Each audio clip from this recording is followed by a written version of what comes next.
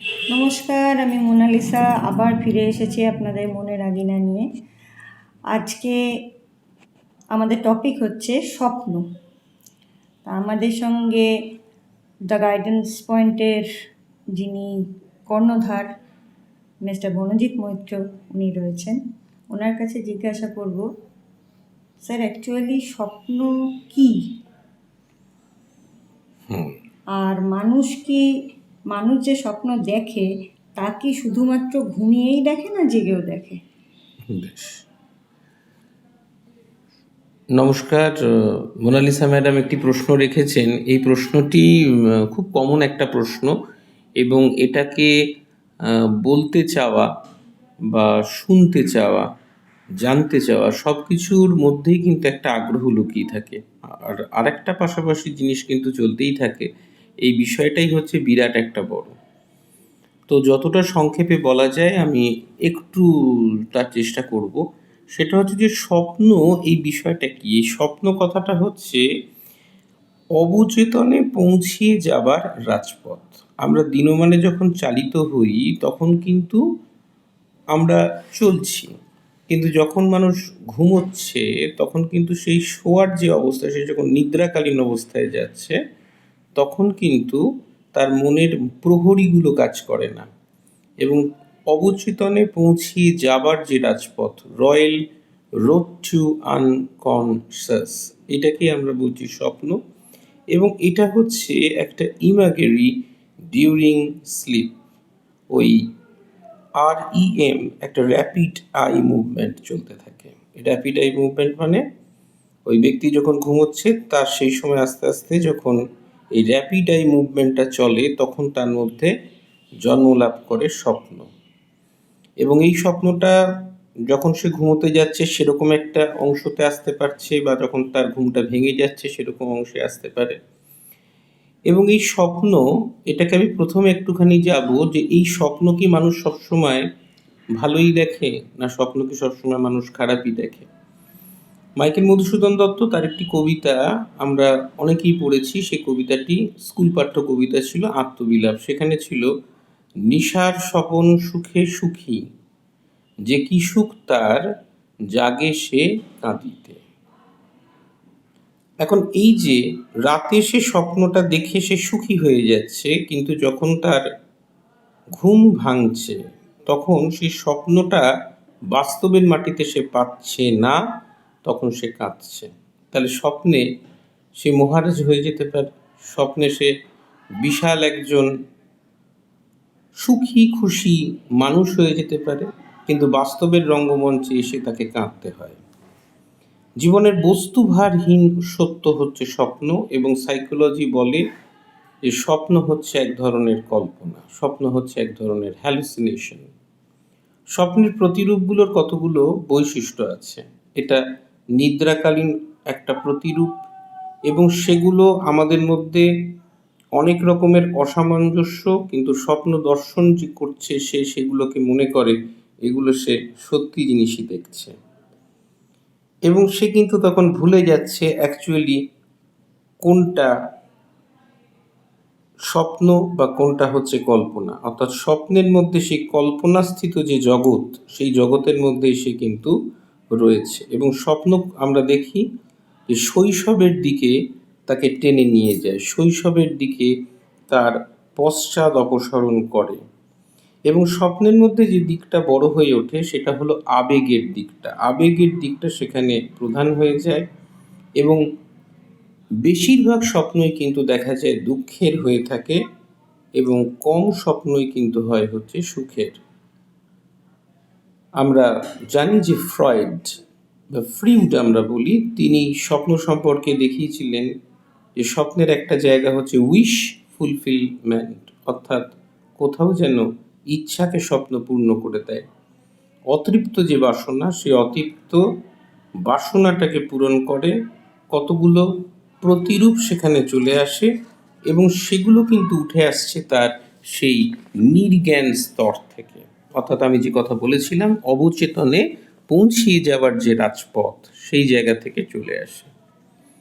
এবার এখানে একটা প্রশ্ন হতে পারে যে স্বপ্নের কি কোনো তত্ত্ব আছে?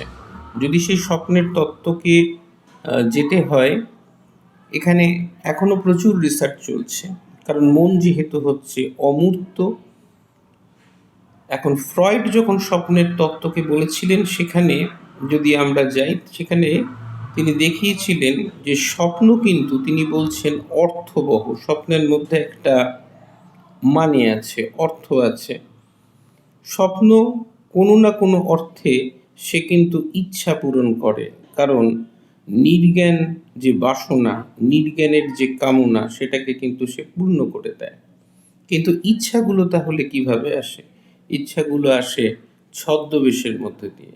ছদ্মবেশের মধ্যে দিয়ে সেগুলো আসে, এবং স্বপ্নে যেটা দেখা যায় যে ইচ্ছাটা যেটা সচেতন মন থেকে সেটা অপসৃত হয়েছে, অপসারিত হয়েছে, নির্বাসিত হয়েছে, তখন সেটা চলে গেছে নির্জ্ঞান মনে।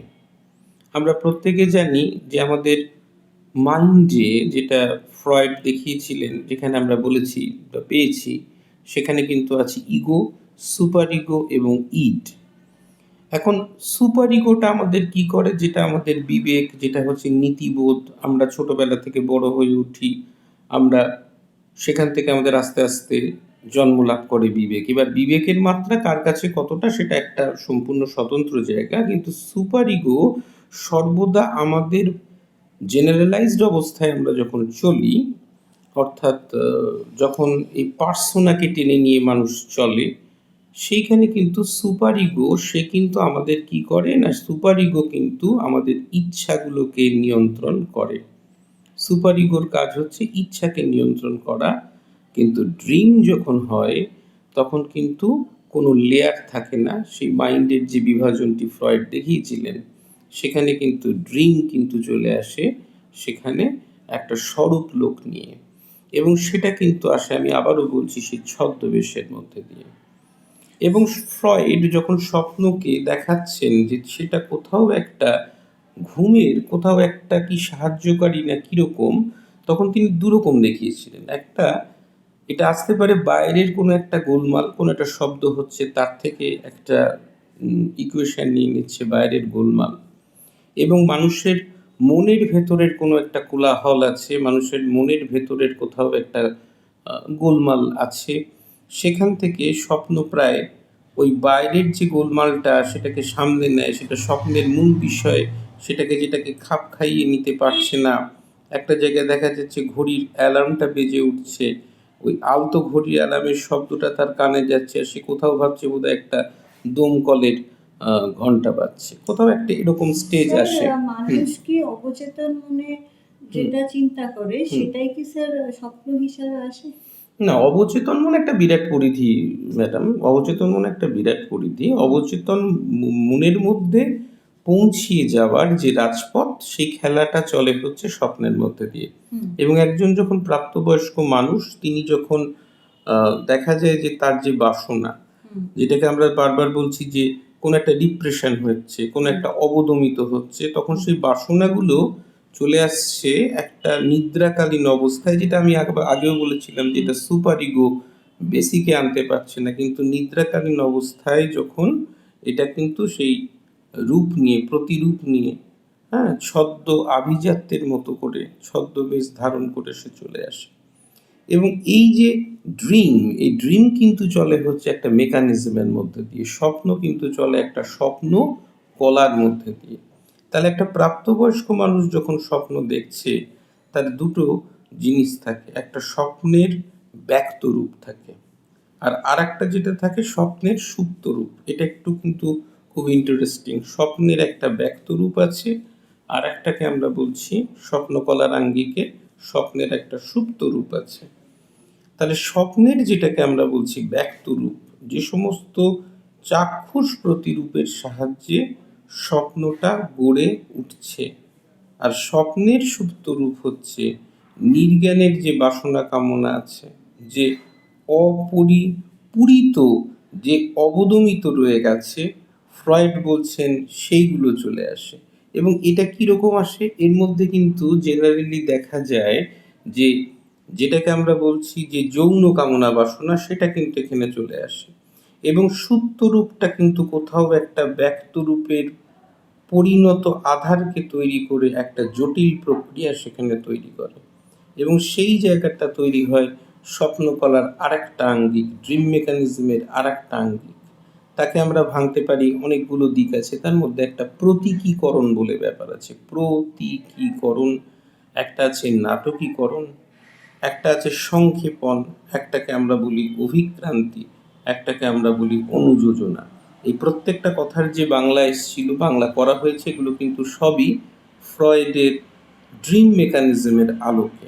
এবার এখানে আর একটা ছোট্ট কথা আসছে, যে কোনো মানুষ যখন স্বপ্ন দেখলো, যখন সে জেগে উঠলো, তারপরে বললো কালকে রাত্রিরে আমি একটা এরকম স্বপ্ন দেখেছি, স্বপ্নটা অন্যকে বলতে থাকলো, কিন্তু সে কি অ্যাকচুয়ালি পুরো স্বপ্নটাকে ইন্টারপ্রিট করতে পারে না।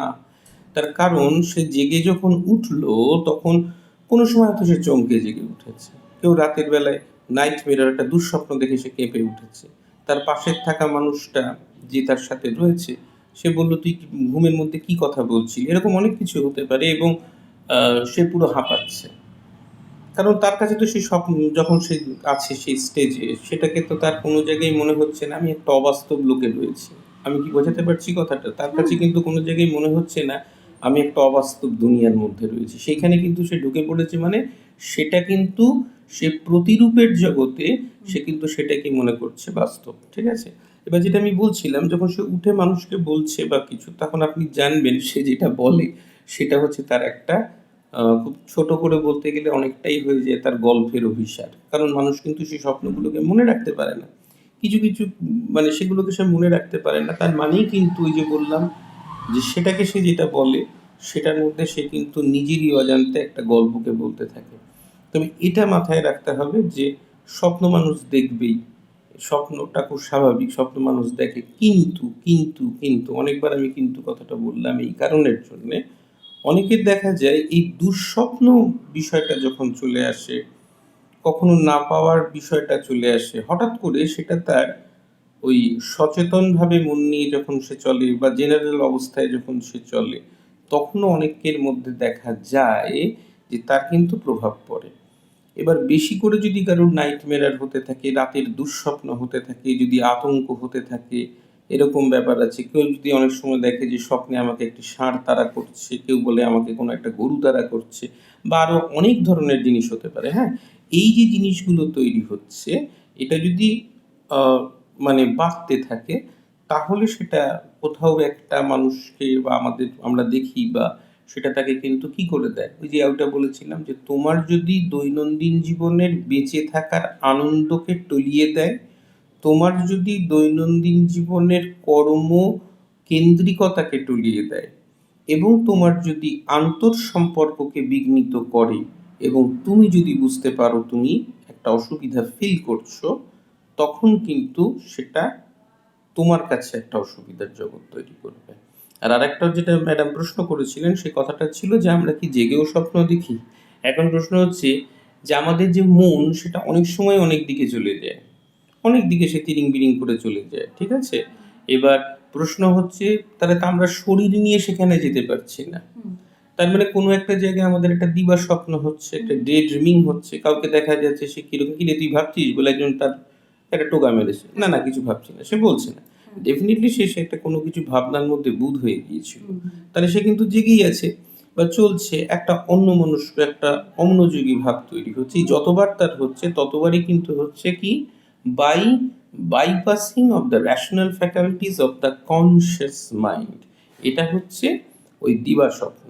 তাহলে একটাকে আমরা বললাম যে ওই নিদ্রাকালীন অবস্থার স্বপ্ন, আর আরেকটাকে আমরা বললাম যে ওই কনসেন্ট্রেশন যখন তার বিঘ্নিত হয়ে যাচ্ছে, যখন তাকে একটা বিমনা লাগছে, যতবার সে ওই bypassing of the rational faculties of the conscious মাইন্ডে চলে যাচ্ছে, তখনও কিন্তু সে দিবা স্বপ্নের কবলে পড়ছে। এটা খুব বড় টপিক, আমি একটু চেষ্টা করলাম যেটা যতটা সম্ভব ছোট করে বলা যায়। স্যার, আর একটা কথা হচ্ছে এই যে স্বপ্নের প্রভাবে মানুষের যে একটা অ্যাংজাইটি তৈরি হয়, এটা কি গাইডেন্স কাউন্সেলিং দ্বারা নির্মূল করা সম্ভব হয়? খুব একটা দেখতে ছোট প্রশ্ন, কিন্তু প্রশ্নটা বেশ একটা ওই গভীরতা রয়েছে। কারণ সত্যি কথা বলতে হচ্ছে সহজ হচ্ছে সব থেকে কঠিন। ওই যে কথাটা হয়তো বলতে বলতে আমি বলে ফেলেছি বা বলেছি, সেই কথাটা হচ্ছে যে হ্যাঁ, কোনো কিছু যদি আমাকে তোলপাড় করে, কোনো কিছু যদি কাউকে তোলপাড় করে, যদি তার মধ্যে কোনো একটা অস্থিতি চলে আসে, সেটা হয়তো দুশ্চিন্তার মধ্যে দিয়ে আসছে, আতঙ্কের মধ্যে দিয়ে আসছে। অনেকেই থাকে ঘুম থেকে যখনই উঠছে সে কিন্তু আদৌ সেখানে দেখা যাচ্ছে সে ঘুমাচ্ছিল না, মনের মানে সে কিন্তু একটা ইন্টারপ্রিটেশন করে চলেছিল, তার মানে তার ভেতরে কোনো একটা দুশ্চিন্তা আছে। যদিও শাস্ত্র বলছে মিথ্যা ভয় হলো দুশ্চিন্তা, ভেগ ফিয়ারফুলনেস হচ্ছে দুশ্চিন্তা, কি হতে পারে এইরকম দুশ্চিন্তা। দুশ্চিন্তার অনেক দুশ্চিন্তার উপরে যদি পরে করা যায়, আপনি জিজ্ঞেস করেন, তখন আমি বলবো যে অ্যাংজাইটির কিন্তু অনেক ক্লাসিফিকেশন আছে। তো এই যে দুশ্চিন্তা, সেই দুশ্চিন্তাটা তার কাছে হয়ে যাচ্ছে সঠিক, ঠিক আছে। আর মোচড় তো রয়েছে অতীতে, অতীত যেটা সেই ফেলে আসা আমির তো একটা মোচড় আছে, এবার বাস্তবের আবার একটা মোচড় আছে। এই দুটো মোচড়ের যে ধাক্কা, সেটা কিন্তু ওই যে আমি বললাম, যখন সে নিদ্রাকালীন অবস্থাতে কিন্তু সবসময় কোনো জায়গায় সে আতঙ্ককেই বারে বারে দেখে যাচ্ছে, উঠছে, তখনও তার মধ্যে একটা আতঙ্ক, একটা অস্থিতি। তার মানে ডেফিনেটলি তার কিন্তু ঘুমটাও ঠিকঠাক করে হচ্ছে না। আসলে আমরা কিন্তু একটা রেস্ট নিই, একটা বিশ্রাম নিই, মানে সেটাও কিন্তু তার হচ্ছে না। ক্লিয়ার? এবার যেটা প্রশ্ন ছিল যে ওই ওই জগৎ থেকে উঠে আসা অ্যাংজাইটি বা যে কোনো একটা অ্যাংজাইটি বা যাই কিছু ওখানে হোক না কেন, সেগুলো প্রত্যেকটাই কিন্তু গাইডেন্স এবং কাউন্সিলিংয়ের দ্বারা আমরা সেটাকে কি করতে পারি, সেটাকে নিয়ন্ত্রণ করতে পারি, বা যে সমস্যাটার মূল শিকড়টা ছিল, শিকড়ের অনুসন্ধান করে সেই শিকড়টার থেকে তাকে সরিয়ে তার ভেতরে আত্মপ্রত্যয় এবং আত্মোপলব্ধিকে জাগিয়ে তোলা সম্ভব। কিন্তু এইটা কিন্তু দরকার পড়বে একজন প্রশিক্ষিত, সুশিক্ষিত কাউন্সিলরের। এবং যে জায়গাটা সাধারণ মানুষের মধ্যেও থাকে, কিন্তু এই যে বলেছিলাম প্রশিক্ষিত, সুশিক্ষিত, দর্শনবোধ সম্পন্ন একজন মনস্তাত্ত্বিক কাউন্সিলরের প্রয়োজন, যিনি অবশ্যই প্রফেশনাল কাউন্সিলরের, তার কাছে প্রয়োজন। এবং যদি সেখানে কোনো কিছু থেরাপিটিক জায়গা থাকে, তখন সেটা হবে হচ্ছে সাইকোলজিস্টের প্রয়োজন। আর যখন দেখা যাবে যে কাউন্সেলিং যদি ইনসাইট কাজ না করে, তাহলে কিন্তু চলে আসছে হচ্ছে সাইকিয়াট্রিস্টের। তখন এই হচ্ছে পদ্ধতি। তার পাশাপাশি যেরকম কাউন্সেলিং চলে সেরকম চলতে থাকবে। ঠিক আছে, এটা হলো বিষয়। এবার আর যদি এই বিষয়গুলো আপনাদের মধ্যে থাকে বা কোনো কিউরিওসিটি থাকে, আপনাদের মধ্যে জানার কিছু দিক থাকে, আপনাদের মধ্যে যদি কোথাও কোনো এরকম অসুবিধা থেকে থাকে, সমস্যা থেকে থাকে, সেটা যে কোনোই সমস্যা হোক না কেন, যদি আপনারা মনে করেন, কোনো জোরাজুরির ভিত্তি না, যদি আপনাদের মনে হয়, তাহলে আপনারা যোগাযোগ করে নেবেন আমাদের সাথে। ম্যাডাম বলে দেবেন যে ম্যাডামের পরে যদি কোনো প্রশ্ন থাকে ম্যাডাম করুন, আমি শুনছি, পাশাপাশি যদি ওনার কোনো বক্তব্য বা প্রশ্ন থেকে থাকে। না স্যার, আমি একটা কথাই আপনাকে বলবো, আর কোনো প্রশ্ন আপাতত আজকে আমার নেই এপিসোডে। আমি খালি একটা কথাই বলবো স্যার, আপনি কাইন্ডলি আপনার দুটো কন্ট্যাক্ট নাম্বার আমার দর্শক বন্ধুদেরকে একটু দিয়ে রাখুন, যদি কারোর কোনো অসুবিধা হয় যাতে আপনাকে কল করতে পারে। বেশ, কোনো পরামর্শের প্রয়োজন হলে, যদি তাদের কোনো প্রকৃত অসুবিধা থেকে থাকে, তাহলে ওনারা যাতে কল করতে পারে। বেশ, প্রথমত হচ্ছে যে আমার ডেসক্রিপশন বক্স যেটা, সেখানে ওই মুঠোফোন যেটাকে আমরা বলি, সেই মুঠোফোনের নম্বরটি দেওয়া থাকবে। অবশ্যই সেটা প্রফেশনাল যোগাযোগের জন্য এটা দেওয়া থাকবে, সেখান থেকে আপনারা দেখে নেবেন। আর মোবাইল নম্বরটা হচ্ছে আমাদের যেটা, সেটা হলো 6291243152। এটা হচ্ছে নম্বর। আর ঠিকানা হচ্ছে দ্য গাইডেন্স পয়েন্ট এবং বাগুইয়াটি। এটা হচ্ছে কন্ট্যাক্ট নাম্বার। আর আরও একটি কন্ট্যাক্ট নাম্বার আছে, সেই কন্ট্যাক্ট নাম্বারটি আপনি বলে দিন, যে নম্বরটা রয়েছে বলুন, সেটা কি কন্ট্যাক্ট যদি প্রয়োজন আপনাদের থাকে। আরেকটা নাম্বার হচ্ছে 84205205 842099। আমি আরও একবার বলে দিচ্ছি 8420548099। কোনো পরামর্শের প্রয়োজন হলে আপনারা এই নাম্বারে কল করতে পারেন। চেষ্টা করব আপনাদের সব প্রবলেম মেটানোর। তার জন্য আপনাদেরকেও আমাদের সঙ্গ দিতে হবে। আমাদের কিছু প্রশ্ন যেগুলো থাকবে সেগুলো সেগুলো আপনাদের- ঠিকঠাক করে উত্তর দিতে হবে। এবং প্রত্যেকে আপনারা ভালো থাকুন। আর আরও একটা কথা বলে দিচ্ছি, এই দুটো নাম্বারের বাইরে যদি কেউ দ্য গাইডেন্স পয়েন্টের নাম করে কিছু বলে বা কিছু থেকে থাকে, সেটা কিন্তু গ্রহণযোগ্যতা নেই। তার জন্য দ্য গাইডেন্স পয়েন্ট কিন্তু কোনোভাবে দায়বদ্ধ নয়। ঠিক আছে, প্রত্যেকে ভালো থাকুন এবং প্রত্যেকে সুস্থ থাকুন। বাইরের যে এই গরম চলছে, যে অগ্নিবাণ চলছে, দারুণ যে অগ্নিবাণ চলছে, সেখানে সুস্থ আপনাদের থাকতে হবে, আমাদের থাকতে হবে, প্রত্যেককে থাকতে হবে। শরীর এবং মন এই অচ্ছেদ্য অঙ্গাঙ্গী সম্পর্কযুক্ত যে অবস্থান আমাদের রয়েছে, তাকে নিয়ে আমাদের এগিয়ে চলতে হবে, বর্তমানকে আলোকিত করে সামনের দিকে। প্রত্যেকে খুব খুব ভালো থাকুন। নমস্কার। শ্রোতা বন্ধুরা, আপনারা সকলে ভালো থাকুন, সুস্থ থাকুন। খুব শিগগিরই ফিরে আসবো আবার মনের আঙিনার নতুন এপিসোড নিয়ে। আজকের জন্য নমস্কার। নমস্কার।